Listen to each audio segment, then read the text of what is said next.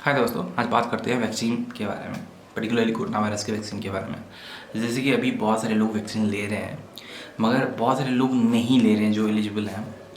और मैं जब अपने फैमिली के कुछ मेंबर्स को लेके वैक्सीनेशन सेंटर गया था, वहाँ पे बाहर मेरी बात हुई कुछ लोगों से वैक्सीन को लेके, तो वो क्यों नहीं आ रहे थे और डिले क्यों हुआ वगैरह वगैरह।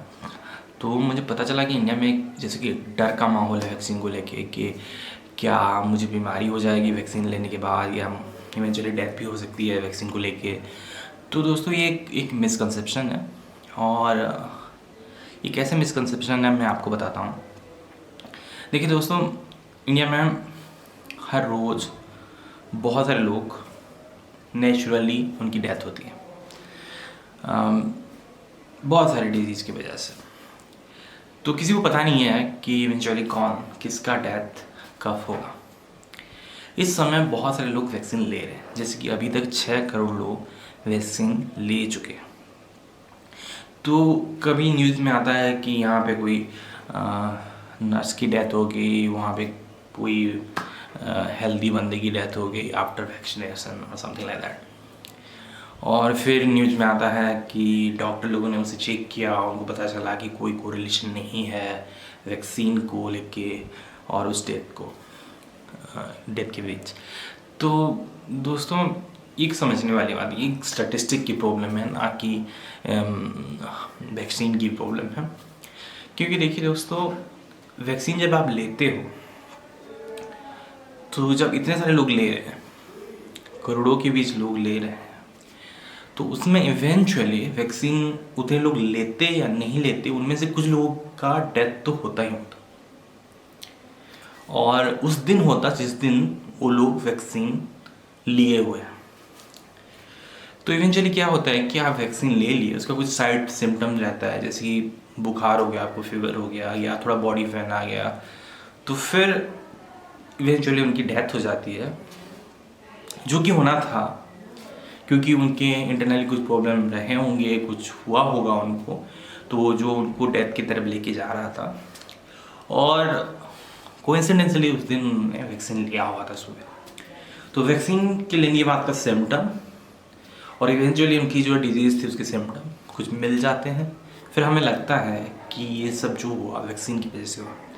तो मैं ये कहना चाहता हूँ कि ये न्यूज़ आते रहेंगे, क्योंकि देखिए लोग, अभी 6 करोड़ लोग ले चुके हैं। इंडिया का टारगेट है कि अभी जितने जल्दी हो सके 40 करोड़ लोगों को देना।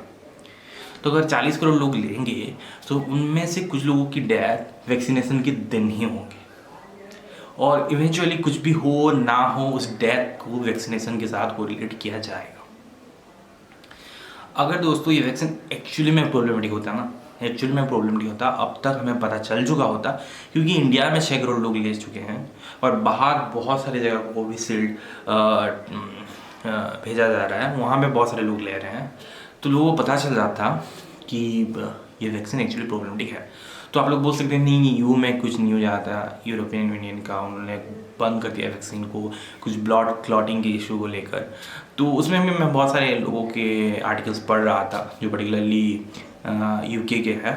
तो वो लोग लिख रहे थे कि ये एक छोटी सी चीज़ को लेकर बहुत बड़ा एक उसका इशू बनाया जा रहा है।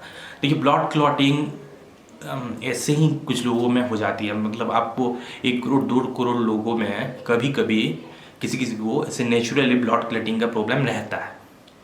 तो इवेंचुअली अगर उतने सारे लोगों को दिया जाएगा वैक्सीन, तो उसमें से कुछ लोगों को ब्लड क्लॉटिंग का प्रॉब्लम आएंगे, जो कि आते बिना वैक्सीन के भी।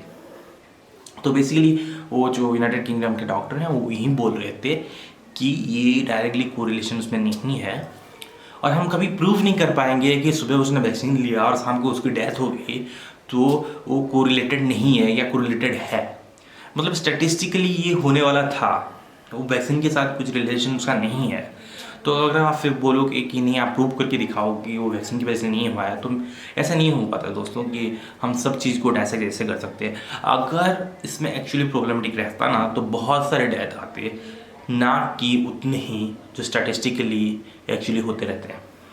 हाँ, वैक्सीन के बाद एक प्रॉब्लम है जो बहुत सारे लोग एक्चुअली नहीं समझ रहे हैं, कि अगर आप वैक्सीन ले लिए, फर्स्ट डोज, सेकेंड डोज, उसके बाद 21 डेज का गैप, फिर भी आप 100% प्रोटेक्टेड नहीं हो, दैट्स द इशू। तो ये बात समझने की ज़रूरत है, ना कि वैक्सीन प्रॉब्लमेटिक है। मतलब वैक्सीन की जो हार्मफुलनेस है उसमें आपको इतना सोचना नहीं है। मतलब वैक्सीन की जो एफिकेसी बोलते हैं, एफिशिएंसी को मेडिकल साइंस में उसको एफिकेसी बोलते हैं, तो उसको लेकर प्रॉब्लम है। क्योंकि ये नहीं है कि 100% इफेक्टिव है कि आपने वैक्सीन ले ली, दोनों डोज ले लिए, आप फिर 21 डेज हो गया पूरी तरह से रिएक्शन होने का, फिर भी आप 100% प्रोटेक्टेड नहीं हो। वही सोचने वाली बात है। तो हमें अभी कुछ दिन तक, एटलीस्ट 1-2 साल में भी हमें ऐसे रहना पड़ेगा कि हम वैक्सीनेटेड हैं, फिर भी ऐसे हमें रहना पड़ेगा हम हो सकता है कि अभी तक हम प्रोटेक्टेड नहीं हैं। तो वो सोचने वाली बात है। तो मैं यही चाहूँगा कि आपके जो भी लोग हैं जो वैक्सीनेशन के लिए एलिजिबल हैं, उनको आप वैक्सीन के लिए मोटिवेट कीजिए। और उसमें से मेरा भी गेस यही है कि 1-2 महीने के बाद इवन लोअर एज के लोगों को परमिट किया जाएगा, 30+ में भी 25+ वैक्सीनेशन के लिए। तब जाके सब जाके लीजिए वैक्सीन। और ये मत सोचिए कि वैक्सीन लेने के बाद आप पूरी तरह से प्रोटेक्टेड हो गए, उसके बाद भी आपको प्रॉब्लम हो सकती है। तो हमें मास्क, हमें सैनिटाइजर, हमें वो सब चीज़ों का ध्यान रखना पड़ेगा आने वाले कुछ सालों में। Thank you.